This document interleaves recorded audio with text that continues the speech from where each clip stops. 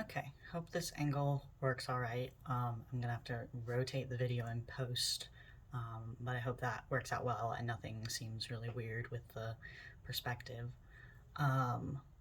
So I realized the one hook and yarn that I could find are both gray.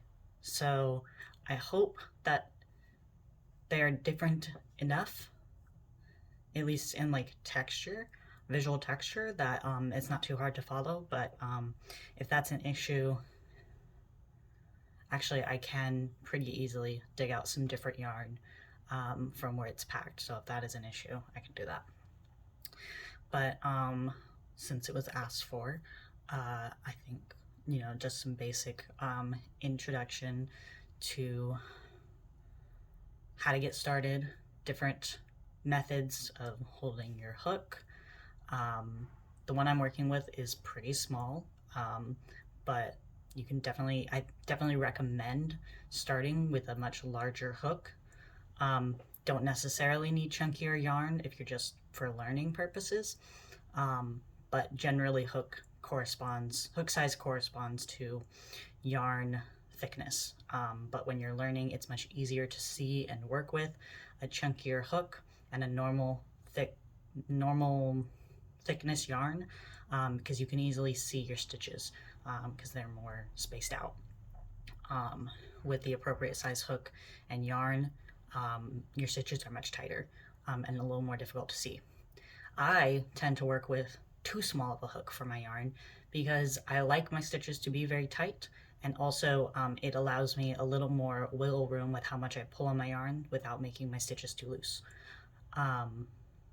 So that is the hook that I happen to have out, is one that is too small for this yarn. I will do my best to make these stitches really loose so that you can see them well. Again, if it's an issue, I think I can easily access a thicker hook. Okay. So I think starting with the way you hold your hook, and then I'll show each motion with those different holds. I can only do 2 of them pretty well. The third one I learned recently and I haven't quite gotten the hang of it yet. But the first one is your classic pencil hold. Just, you know, like a pencil, like a chopstick. You just hold it that way and work with it that way. That is not the one you'll normally see. That is the way I prefer to work, but that is not the one you normally see. Normally the first one you're introduced to is this. I don't know what I would call this hold, but basically it's underhanded. So instead of coming up near the gap between your thumb and forefinger, it instead goes under your palm like that, and you hold it like this. A lot of people find this much easier to work with to start with. I found that learning different holds later on, not that difficult. This one came pretty naturally. The third one that I am struggling with involves a different way of holding your work as well. But that is, I believe, like this, just in your fingertips. And you work upwards instead of across. So you hold your work vertically and work upwards instead of sideways and across. Haven't gotten the hang of that one yet. I don't think I'll show you how to use it because it's clumsy for me. But I can try and find the TikToker who introduced it to me. She looks incredibly graceful holding her hook like this. She also uses incredibly small hook and yarn. So we will start with under palm, and we're going to do a slip stitch. Okay, so you're going to take your end of your yarn and you're going to put it over your hook so that the end of the yarn is away from you. Okay, and then you're going to take your two ends. Okay, this is the end of your yarn, this is the part that's connected to the ball. Cross your end over what we call your working. The part that's connected to the ball is your working yarn. This is your end or your tail. So you're going to cross your tail over your working yarn. Okay, going to make kind of a 4 or just a loop. You're going to take your tail, I'm going to close that up a little bit, take your tail and pull a loop through, but not all the way. Leave some there. We're going to take this loop off of your hook and you're going to put it into the new loop that you just pulled through, okay? Kind of like a bunny ear. No, not at all like, sorry. Okay, you're going to take your tail and your working yarn and you're going to pull. And this is a slip stitch. And then you just pull your tail until the slip stitch comes up to meet your hook. You generally don't want it to be snug to your hook, not so tight, because then you won't be able to get in and out of it very easily. Instead, you want to give it a little bit of slack. Let's see if I can show that there. A little bit of slack. Okay, so the thing about a slip stitch, it pulls right out. So I'm going to show you that again. I'm going to take it over your hook, tail end away, working end towards you. I'm going to take the tail end, cross it over your working end, okay? Trying to avoid the shadows from my lamp here. And that's a little bit better. Cross it over your working end, pull a little loop through your hook, pull a loop through the other loop you just made, which is the base of crochet, is putting a loop through a loop. Take your hook out, put it through the loop you just made. It doesn't matter which direction you go through, so long as you know which end is which. Put it through the, in fact, I'll put it through the other way to show you. Put it through the loop and pull both ends to pull your knot tight, and then pull the loop up to your hook, leaving a little slack. Trying to show the slack. Here's my knot. It's not all the way up against my hook. It's down here. Okay. So that's with this hold. Now I'm going to show you with my pencil hold, chopstick hold. Okay, I pulled my knot out. Gonna put your yarn over your hook, tail end away, working end towards you. Take your tail end, cross it over your working end, pull a little loop through, take your hook out, put it through the new loop. Do not pull your tail all the way through. That'll just make a shoelace knot. We're not trying to do that. We're trying to make one that pulls out easily. Okay, take your two ends, pull tight, and then pull your tail end until the knot works up to your hook, leaving a little slack. Okay, do that again. Pulls out easily. Take your yarn, place it over your hook, tail end away from you, working end towards you.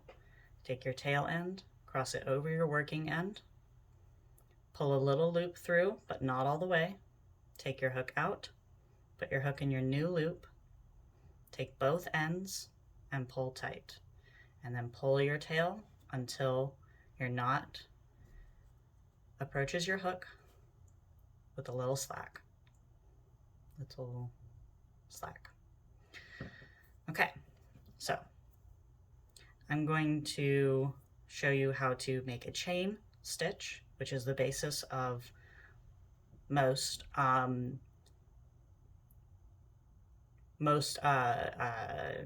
patterns, is going to be the base of a chain stitch. With amigurumi, it's also a chain stitch, but it works a little bit differently, but that can be a separate topic. That is the other thing. I learned crochet by doing amigurumi almost exclusively.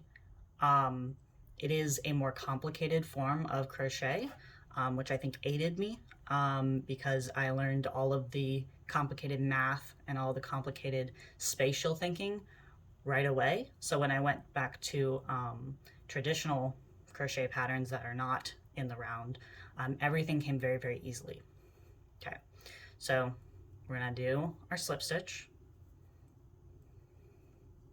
Okay, I'm gonna pull it to approach the hook, but leave a little slack. This becomes important here.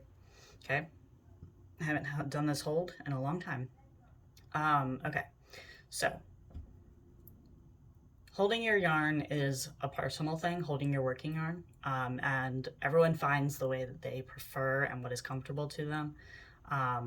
But generally what you'll see taught, and the way that I like to hold my yarn, is the way that I was taught, which is just to hold what I'm working on with my middle finger and my thumb, So in this case, I'm holding specifically that slip stitch knot because I need a certain amount of tension against my hook from that knot.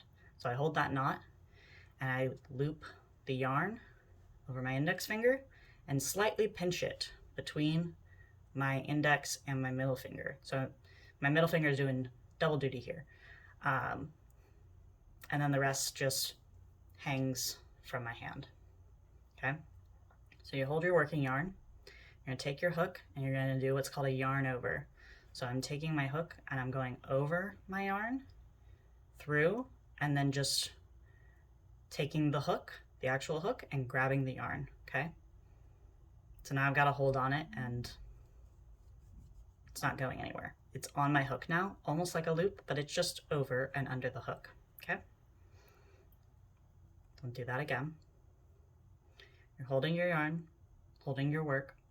You're gonna cross your hook over, under, and into the hook, okay? So I've got a hold on it now.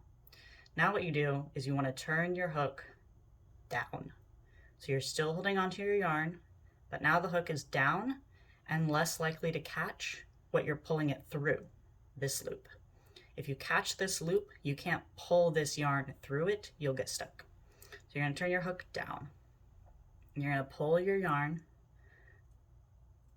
through the loop that was on your hook.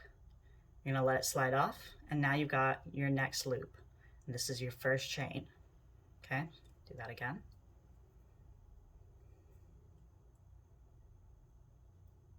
You yarn over, turn your hook down, pull it through, letting your slip stitch loop slide off your hook, okay? And you'll notice as I came through, I pulled my hook back up so that my current loop doesn't slip off as well, and I let it slide down onto the body of my hook, okay? I'm doing it again. We're gonna continue our chain. Yarn over, turn my hook down, pull it through the loop, letting that one slide off, and pushing this one onto the body of my hook. And you're gonna keep doing that. And this creates a chain. We have loops pulled through loops, and you just keep going. And if I need to move my pinch up to hold onto my chain, I can do that. And I just keep going. And the way this works with my normal hold is like this. And you can see I'm a little bit faster, but probably going out of focus because I'm moving a lot. Whoop, need to move up my pinch, getting a little too loose. Okay, and so the thing about the chain is, and at any point in crochet, at any point, if you make a mistake and need to back up, just pull on your working yarn and the whole thing comes out. Simple as. So I'm going to quickly build a chain and then show you how to turn to your next row.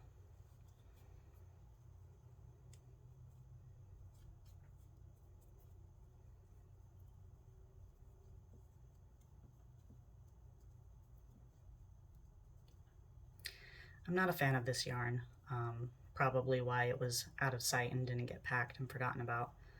This is Red Heart yarn. It's pretty scratchy, and honestly, it comes out of its twist really easily, making it a lot easier to catch when you don't mean to. Okay, I don't know how many chains that is, but that's a good amount. The thing about your first chain foundation, it is always going to be one stitch longer than you want your chain foundation to be. This is because of how turning works. You need that one chain to make your vertical side when you turn. If you don't have the extra chain, especially when you're working a bigger piece and you have more rows, if you don't give yourself a turning stitch, you'll lose a stitch in the next row. You'll be one stitch shorter because a stitch that was not meant to be your turning stitch had to be pulled upwards. So on our chain, in order to make our second row, we're going to skip the first stitch closest to our hook. This is the first stitch closest to our hook. We're going to go into the next one.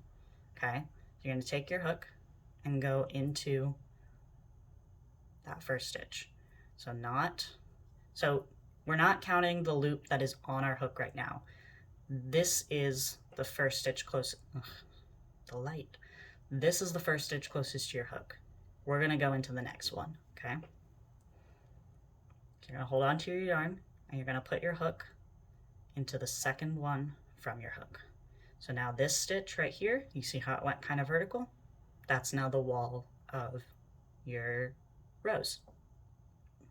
You'll also see sometimes, a pattern might even instruct you to go under both loops of your chain stitch, which leaves you just the one underneath.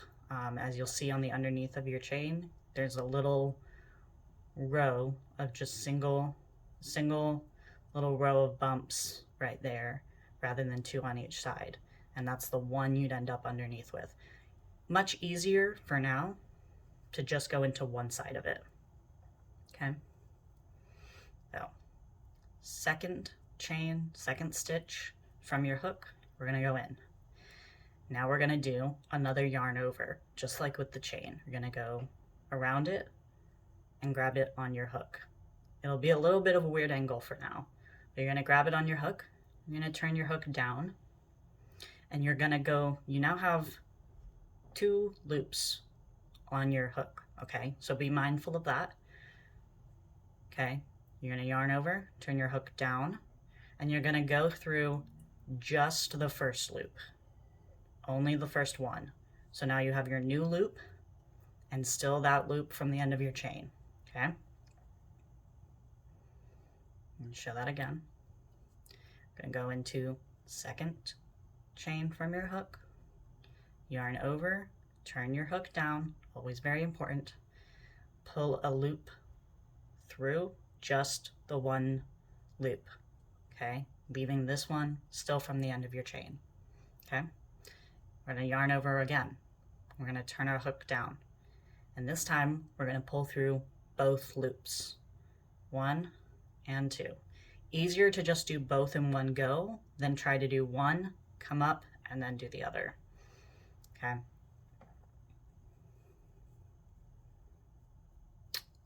Backing up this is a little more difficult. There we go. I'm going to show you that again. Okay, you've got your new loop and the loop from the end of your chain. You're going to yarn over, turn your hook down, pull through both loops. Now you've got one loop on your hook, okay? And now you've got a vertical stitch. The one vertical that we skipped got pulled up. Okay, we're going to go into, this is the chain we just went into. We're going to go into the next one with our hook, just like that. We're going to do the same thing, okay? We've got 2 loops on our hook. We're going to yarn over, pull through just the one. Now we've got the new one and the old one. Yarn over, pull through both. That is called a single crochet. Yes, that is called a single crochet. That is your basic stitch, single crochet. And if you wanted to finish off your first row, so you'd have your chain foundation in your first row, you do that all the way across, all the way to this stitch, right before the knot. The other thing I want to show you, which I'm going to show you in the middle of this and then back it up and finish the row, is what would happen if I went through my next stitch, I yarned over, and whoops, I pulled through both. That's actually called a slip stitch, where you pull through both and you just got a very, very flat, hard to see here, but it would be a very, very flat stitch. Flatter than a single crochet because you wouldn't have any of this build in it. It would just be right on top. So that is why you only pull through one loop. You need the other one to build the stitch. So I've been showing you all of that in this hold, I just realized, I'm going to show you single crochet in this hold. You're going to go through, yarn over, pull through just one, come up, yarn over, pull through two. Okay, go through the one, yarn over, pull through just the one, yarn over, pull through two. And we do that all the way across.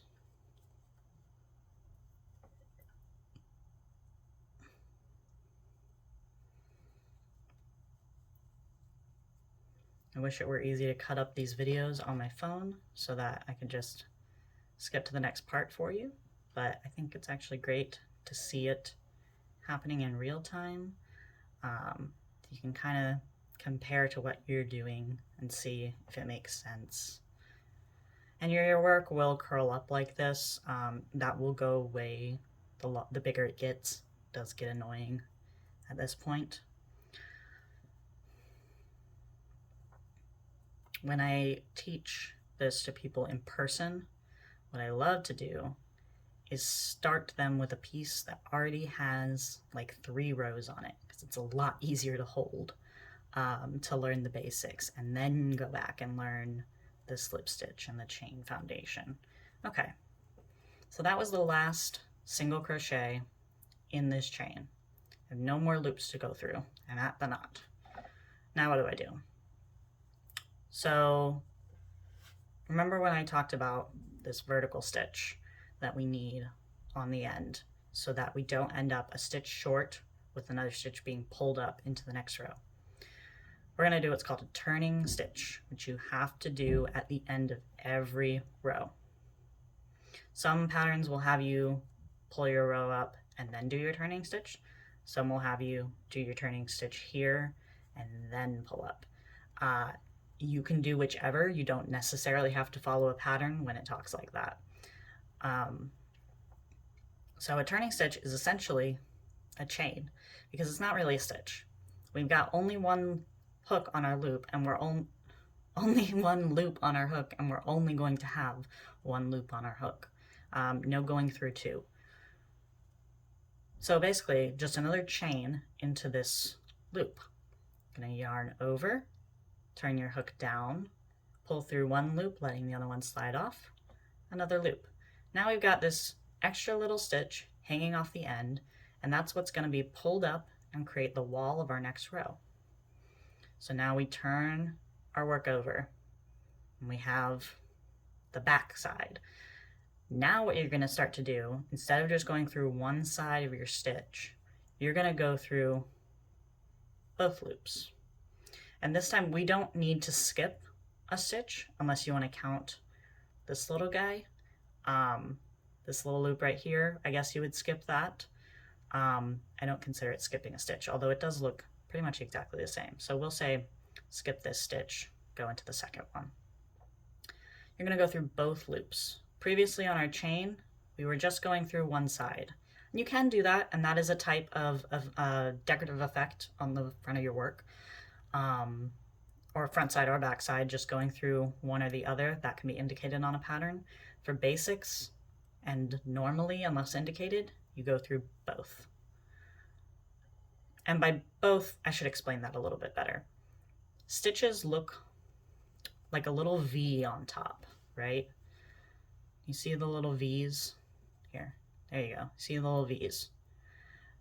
When I say only one on the chain foundation, I was meaning just one side of the V. That's what we were doing on the chain. On the rest of your stitches, you'll be going under both sides, and you'll be inserting your hook under the entire V, not just one side. And you'll do, make sure you're holding your working, not your tail, a basic single crochet. Yarn under, pull through that entire V. We're considering that one loop. Yarn over, turn down, pull through both. Go through your stitch, yarn over, pull, turn down, pull through, yarn over, turn down, pull through both.